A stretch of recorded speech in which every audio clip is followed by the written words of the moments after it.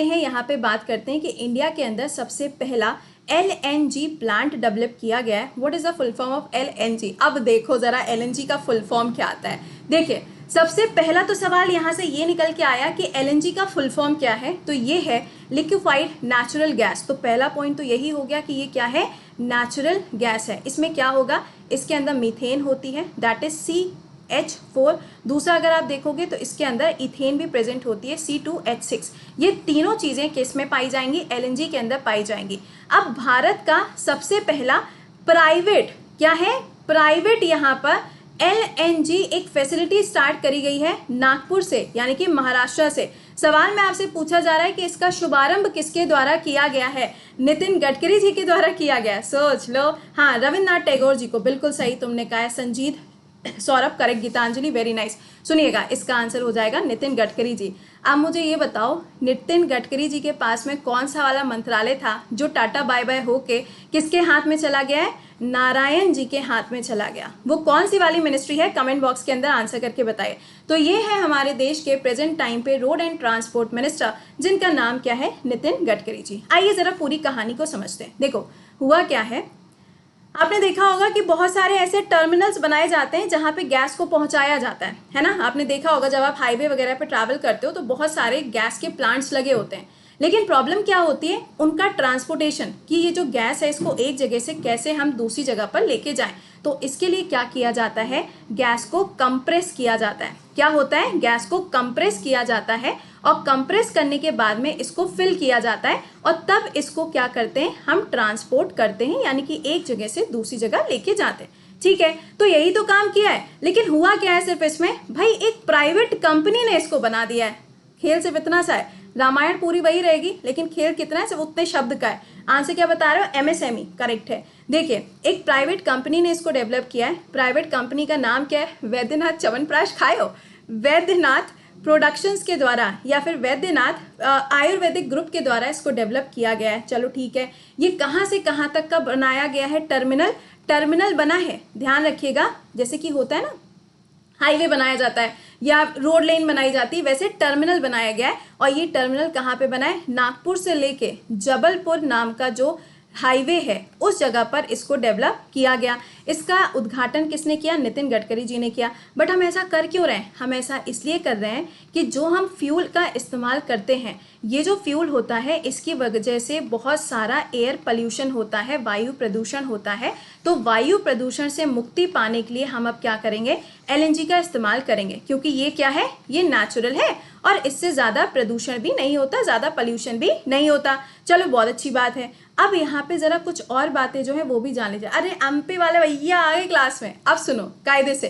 पहला पॉइंट यहाँ पे ये जानना बायोफ्यूल के बारे में। आप सभी लोगों ने नाम सुना होगा। तो जो बायोफ्यूल होते हैं ना, ये 3 तरीके से बनाए जाते हैं। बायोफ्यूल क्यों बनाए जाते हैं, अरे बायोफ्यूल इसलिए बनाए जाते हैं ताकि हम क्या कर सकें, फ्यूल की जगह पे इसका इस्तेमाल करें जो कि किसी ऐसी चीज से बना होता है जिससे प्रदूषण नहीं होता है।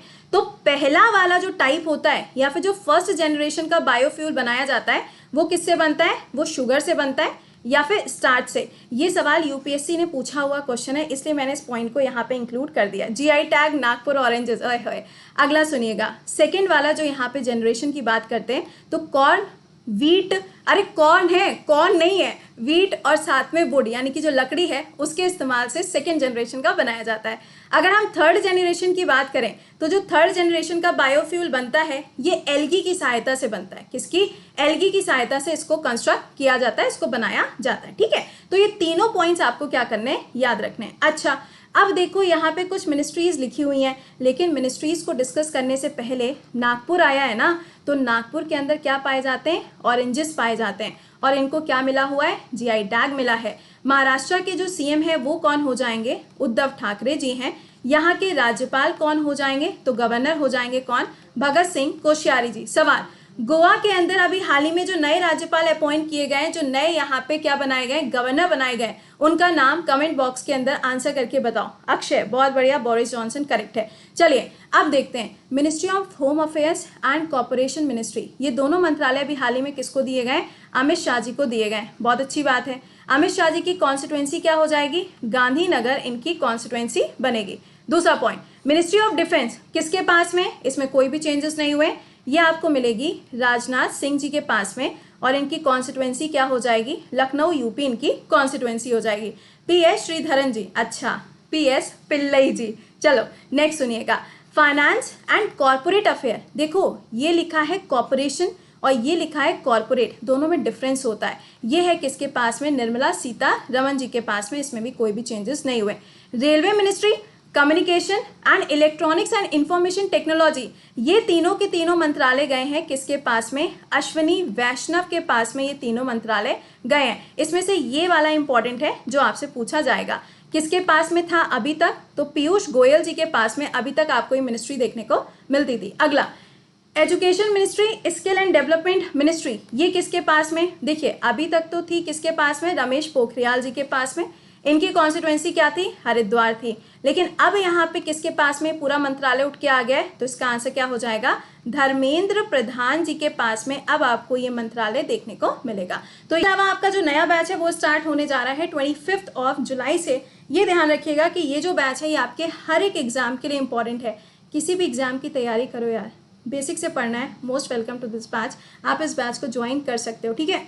ये बैच आपका स्टार्ट होने जा रहा है और इसमें आपको 10% ऑफ मिलेगा, जिसमें मेरे क्लास के साथ साथ आपको बाकी सारे एजुकेटर्स मिल जाएंगे जो भी SSC कैटेगरी में पढ़ाते हैं। GS मैथ, इंग्लिश, रीजनिंग, ये सारी चीज़ें आपको मिल जाएंगी। प्राइस हाइक होने वाला है, तो if you want to join तो आप इसको ज्वाइन कर सकते हो। कोड क्या लगेगा, विल बी प्रति10, एंड आप इसको टाइमली ज्वाइन कर लें ताकि आपका जो इकोनॉमिक्स स्टार्ट होने जा रहा है फ्रॉम द बेसिक, आप इसको प्रॉपरली समझ पाओ और प्रॉपरली आप इन सब चीज़ों को समझ पाएंगे, तभी एग्जाम में अच्छा होगा, ठीक है। इसके अलावा आपके टेस्ट होते हैं और ये जो टेस्ट होते हैं ये हर संडे को होते हैं, तो ये स्कॉलरशिप का मौका होता है। ओके चलो, खुश रहिए, मुस्कुराते रहिए, बाय बाय।